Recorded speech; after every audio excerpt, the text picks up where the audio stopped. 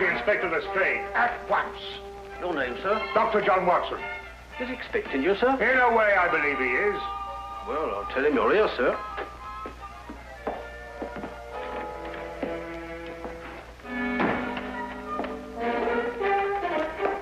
You can go in, sir. Ah, Dr. Watson, I didn't expect to have the pleasure of seeing you again so soon. Will you kindly read that? What is it? Read it. Oh. Yes, sir. Oh. I think it's disgraceful, sir. Absolutely disgraceful. What? Yes, and I'm glad you're here so that I can tell it to you personally. Why, you and I both know that it was Sherlock Holmes who solved the Cunningham case. If it wasn't for his brilliance and his persistency, the facts would never have been brought to light. And I think it's scandalous, sir, that the newspapers should have given me all the credit and said so very little about his magnificent achievement. What do you think, Doctor? I absolutely agree with you. Eh? I'm glad you're on my side, Doctor. Why, of course. I'm so glad you've taken it that way. What does Holmes think?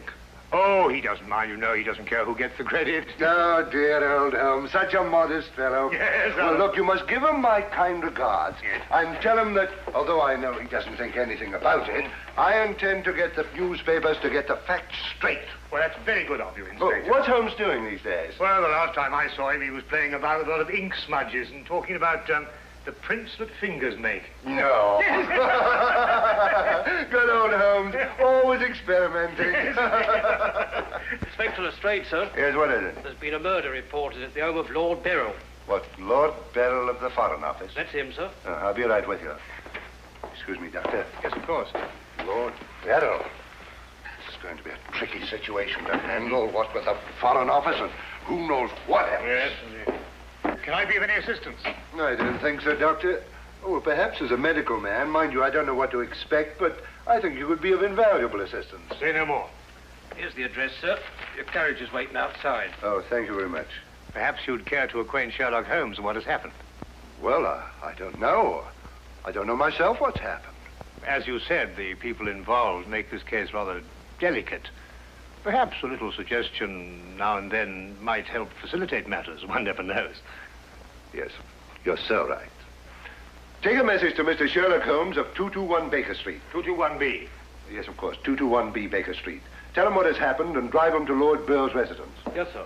And tell him Dr. John Watson is already there. The flat's the first floor up. Yes, sir. Very good, sir.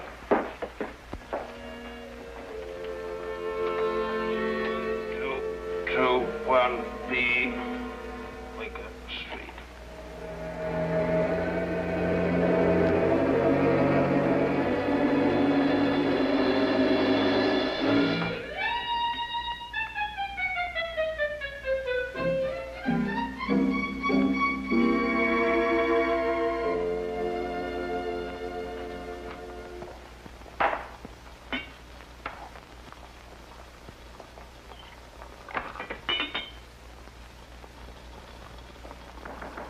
Come in.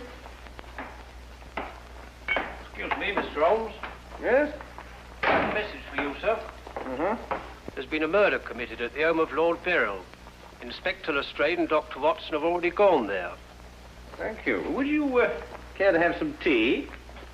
Some tea, sir? Yes. Is that what you're making? Oh, come along. Come and have a look at this. I'm working on an extract from a special series of pygmy poisons. Oh, very interesting, sir. Tea? Well, yes, I don't mind if I do.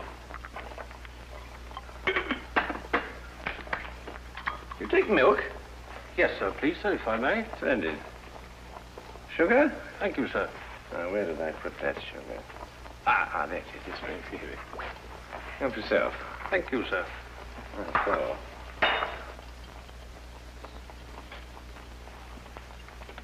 What's this you're doing here, sir? Well, I believe that certain poisons, if taken in the correct doses, can actually have beneficial rather than fatal effects. Now, that's very interesting, sir. Yes, it is, isn't it? And what's all this over here, sir? Oh, that? Oh, those are some tropical leaves. They were sent to me by a friend of mine who hunts in that part of the country. The essence, you see, passes through this tube, down here and across the table, and is condensed in that retort there. And what's that stuff in the bottom there? That's lime. That acts as a catalytic agent to combine the essence of the leaves with a dark, tar-like substance, which you can see at the bottom.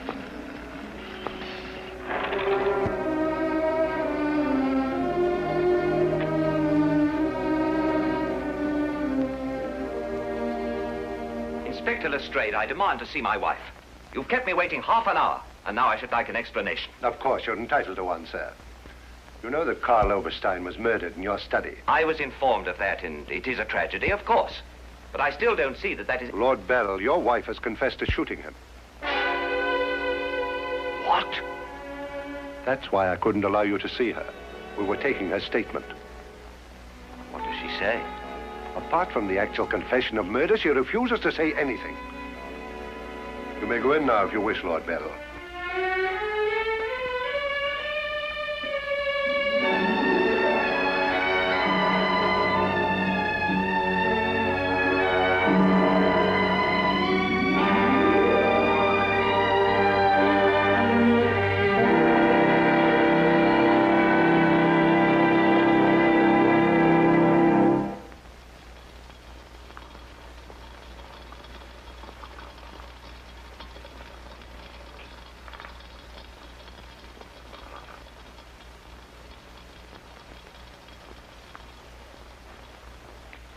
What's that you're putting in now, sir? Well, it's a form of acid dye.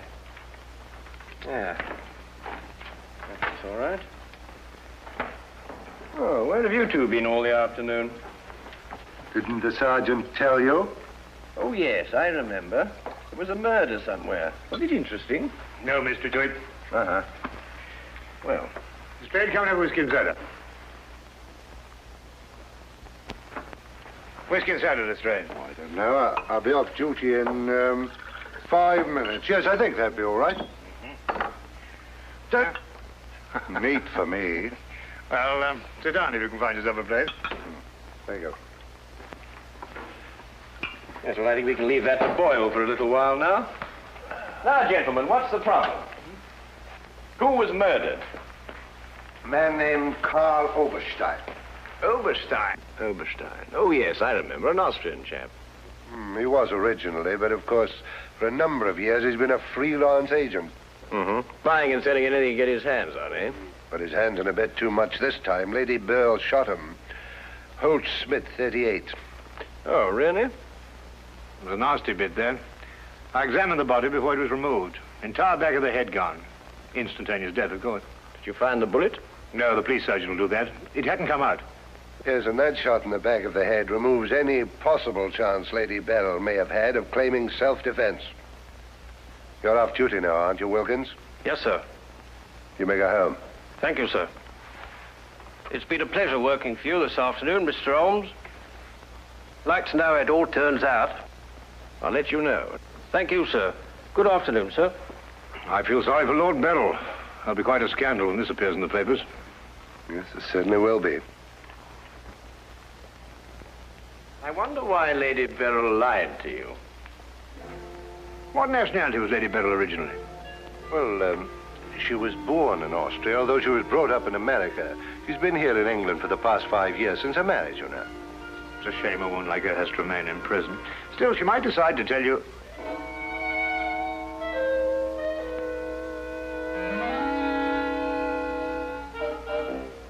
What did you say? I beg your pardon? What did you say just now?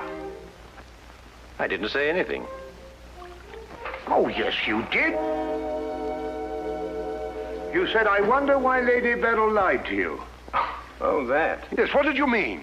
Nothing, except, of course, that Lady Beryl didn't shoot this chap Oberstein at all. But she confessed to it. Nonsense. She didn't shoot Oberstein because Oberstein wasn't shot. His head was bashed in with a blunt instrument. The revolver you claim was the murder weapon actually belonged to Oberstein. She found it lying by his side and pretended she'd done it in order to shield her husband. She's no more guilty than you two are. Would you hold that like a good fellow, please? Would you please repeat that? Of course, it's as plain as a... Here, would you mind holding that? Oh, well, it's not plain to me. Well, you told me that Lady Beryl confessed to shooting Oberstein. But Oberstein wasn't shot. Just because you find a man with the back of his head shattered and a gun lying by his side is no reason to assume he's been shot. Thank you. You also assumed that the bullet had lodged in Oberstein's cranium because it hadn't emerged through the front. Now, any student of elementary ballistics knows that the greatest damage to the skull is on the opposite side to which the bullet entered. The point of entry is always clean. But the gun we found was an Austrian gun, and Lady Beryl is an Austrian. Now, there's a logical bit of reasoning for you. Would you mind holding that, please? Lady Beryl saw Oberstein lying there and jumped to the same conclusion we did. Well, Lady Beryl's innocent. Then somebody else is guilty. Brilliant! We've got to get back to the premises and re-examine them for clues. You come with us, Holmes. This nonsense can wait. Nonsense? Nonsense. Nonsense? Did you say nonsense? I'll have you know, Inspector Lestrade, that if the law enforcement agencies of this country were a little, an infinitesimal amount more advanced than ancient Neolithic man, I would not have to be doing the basic research work that will in time benefit police bureaus throughout the earth. You may have a point, Mr. Holmes. A point? The only point is human, of which there is a paucity in the halls of our defense of the public. So do you really think so? I certainly do think so, and I'll tell you a few other things.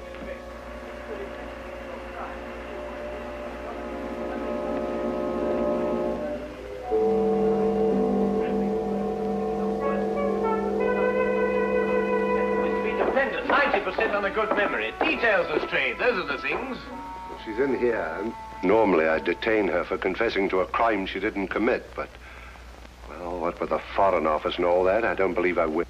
No, Lestrade, you don't want to hold her. Much easier to solve the crime if she's out. Exactly.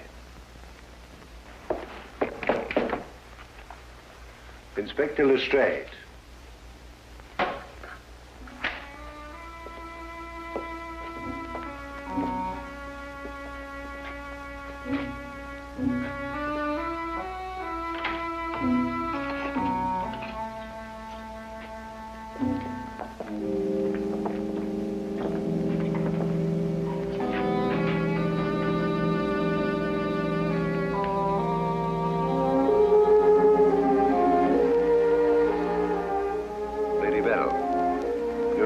We're releasing you. So I understand. Do you know why? No. We've been able to prove that you didn't commit this murder you confessed to. I see. We would, however, like an explanation as to why you confessed to this crime.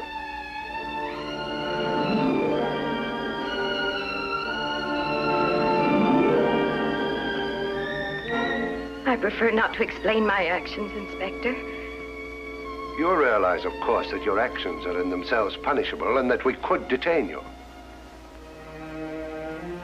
I see. You still prefer to make no statement? That is correct. Very well, Lady Beryl. You'll be released as soon as the formalities can be cleared. Thank you. Human beings lie to gain, to cover, or to protect.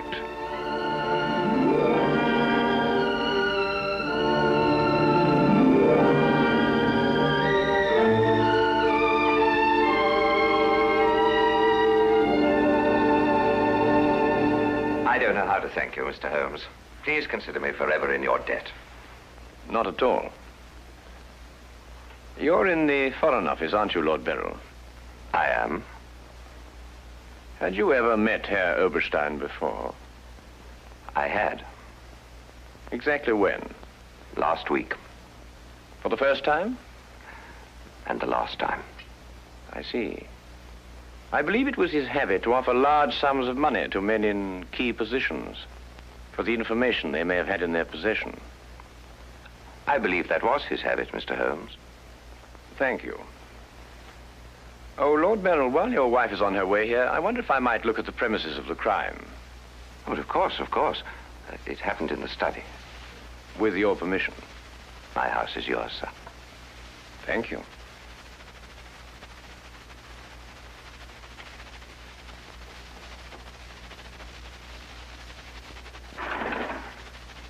Well, now, let me see. Karl Oberstein was lying about there. Of course, it's been removed. Yes, of course.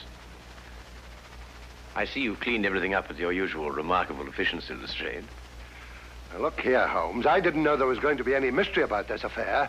Oberstein's head was here, Holmes, and his feet were there. Thank you, Watson.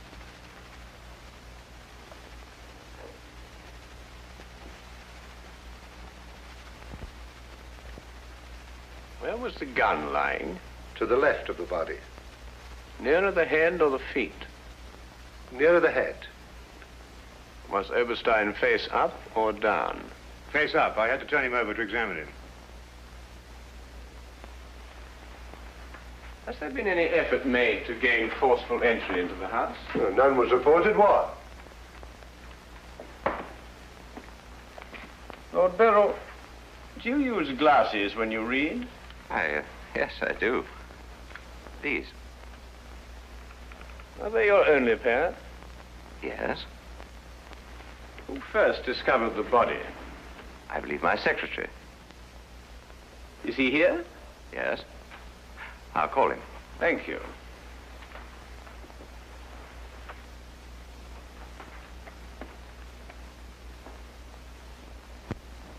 Lestrade, where was Lord Beryl at the time you estimated the crime was committed? He'd been at a meeting with high government officials all day. Oh, good, good. Why did you ask about the glasses, Holmes? It's because Lord Beryl wears glasses when he reads. But Lady Beryl confessed to a crime she didn't commit. What? This is my secretary, Mr. Ross. You've met Inspector Lestrade and Dr. Watson. This gentleman is Mr. Sherlock Holmes. How do you do? I understand it's through your efforts that Lady Beryl was returning home. Partially through my efforts. I wonder if I could impose upon you, Mr. Ross. Of course, sir. Would you mind taking these sheets of paper and roughly outline the position in which you discovered the body? Outline it in scraps of paper. If you would be so kind. Why, of course. What's the purpose of that? How many men have you on the premises, Lestrade? 2 outside. Why? Good, good. I wonder if you'd mind taking them into the garden behind this window and making a thorough search of the premises for a radius of 30 feet. Looking for what? Anything that doesn't belong in a garden. Are you serious, Holmes? Shh. Completely.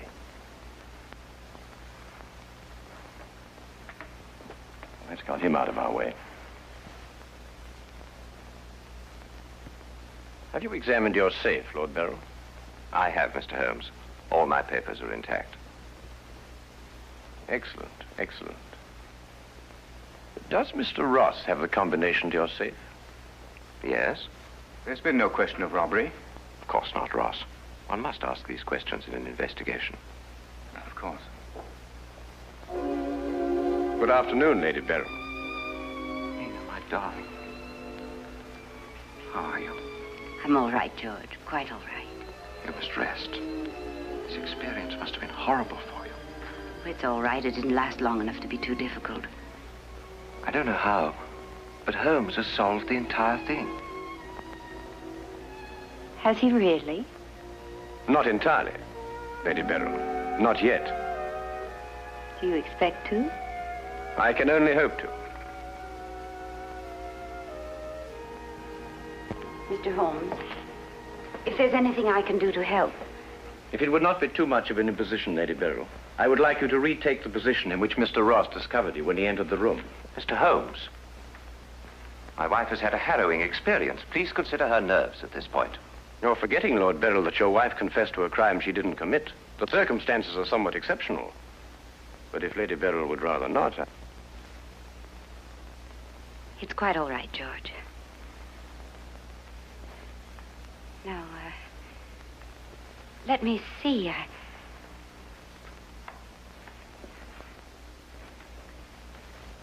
I was standing here. Exactly there? I believe so. Mr. Ross, are you quite certain that that is the position in which Lady Beryl was standing? Well, if you'll pardon my saying so, Lady Beryl, just for the sake of accuracy, you understand, I believe you were standing just a bit further to your left. A little to your left, Lady Beryl. Like that? Yes, I'd say right there. Good. Now, Lady Beryl had a revolver in her hand. Mr. Holmes. That is correct. In which hand? My right hand. Mr. Ross? That's right. Lady Beryl's right hand. Lord Beryl, do you happen to have a revolver in the house? Yes, I have. May I have it? I'm not going to ask my wife to... Yes, I am. If your wife has no objection. Of course she has objections. I have no objections, Mr. Holmes.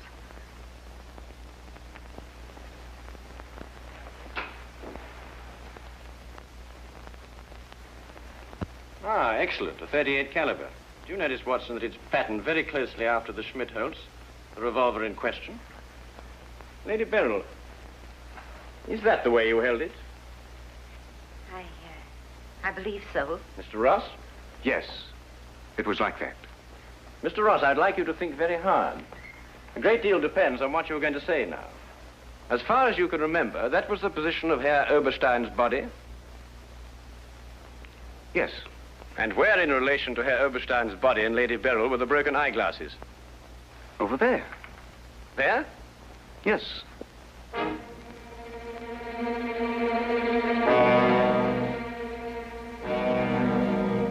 Watson, were there any glasses on the floor when you found the body? Absolutely not. You're positive? Positive. That's right. I didn't know what I was saying. There were no glasses on the floor at all. There weren't any glasses on the floor when you found Lady Beryl bending over the body. But there were when you sent Herr Oberstein crashing to the ground.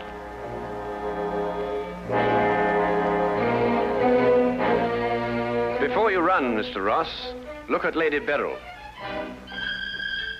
I don't understand this, Mr. Holmes. Oh, very simple, really. Herr Oberstein approached you with an offer to buy Foreign Office secrets. You threw him out. Then Ross contacted him, prepared to sell him the secrets.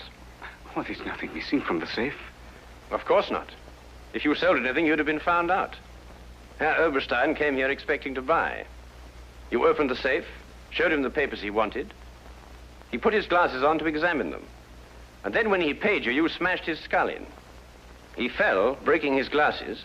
His revolver dropped from his pocket. Then you replaced the papers, pocketed the money, and left. It's a lie. Why, you filthy... The unfortunate point occurred when Lady Beryl discovered the body. You read the evidence incorrectly. I thought the gun was my husband's. Similar, but not the same. And the glasses. A very common variety of frame. You gathered up the pieces, except a few fragments, and threw the frames away. Yes. Then you lied to protect your husband. Yes. Nina. Brilliant, Holmes. Absolutely brilliant. Thank you, Watson.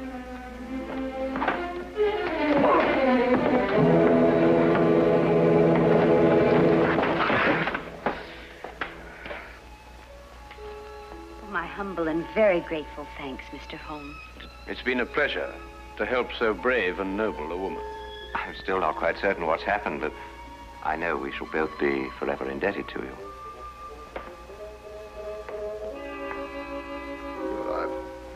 Searched the whole garden, Holmes. Couldn't find anything but this old pair of glasses. They're broken at that. Really? Mr. Holmes has solved the entire case, Inspector. He has? How? By the little things, Lestrade. The little things that one must remember. The little things that make the difference between success and disaster. One must never forget that the difference between... Good heavens. What? What is it, Holmes? I left the gas on under the experiment. All Baker Street will be blown up. Holmes, I turned it off.